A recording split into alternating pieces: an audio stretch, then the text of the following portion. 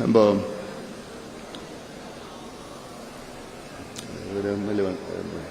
கௌரவ தலைவர் வந்துட்டாரா? வரலையா? இன்னும் 4 நாள் ஆகுமா? நம்ம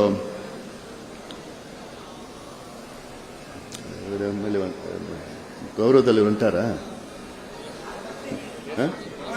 வரலையா? இன்னும் 4 நாள் ஆகுமா? சரி. ஏன்னா காலையில் ஒரு கூட்டு பிரார்த்தனை நம்ம பண்ணோம். ஏன்னா நம்ம 2 சட்டமன்ற உறுப்பினர்கள் உடல் நலம் பாதிக்கப்பட்டு மருத்துவமனையில் அனுபவப்பட்டிருக்கின்றார்கள். அதில் காலையில் நான் சேலத்தில் கூட்டு பிரார்த்தனை எல்லாம் செய்ய சொல்லியிருந்தேன். அதில் ஒருத்தர் வந்துட்டார் நினைக்கிறேன்.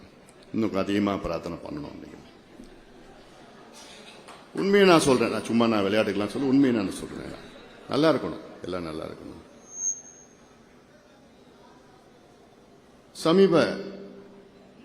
கடந்த ஒரு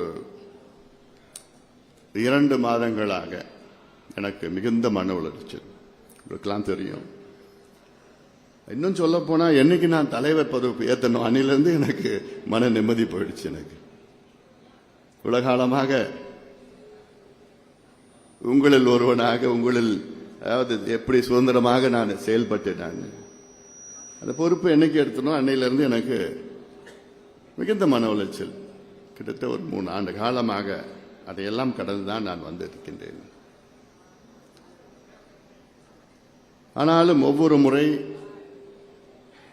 நம்முடைய மாவட்டங்களுக்கு சென்று நம் மக்களை சந்திக்கின்ற நேரத்திலே, என் தம்பிகள், என் தங்கைகள், அண்ணன்மார்கள், தாய்மார்கள் சந்திக்கின்ற நேரத்திலே எனக்கு அவர்கள் கொடுக்கின்ற உற்சாகம் என்னை மேலும் மேலும் உறுதிப்படுத்தி இன்னும் அதிகமாக வேலை செய்ய வேண்டும் என்று எனக்கு ஊக்குவித்து எனக்கு இன்னும் நம்பிக்கையை கொடுத்து கொண்டிருக்கின்ற உங்களை போன்ற கோடான கோடி நம் சொந்தங்கள் இருக்கின்றார்கள். அதுதான் என்னை அடுத்த கட்டத்துக்கு நான் செல்ல வைத்திருக்கிறது.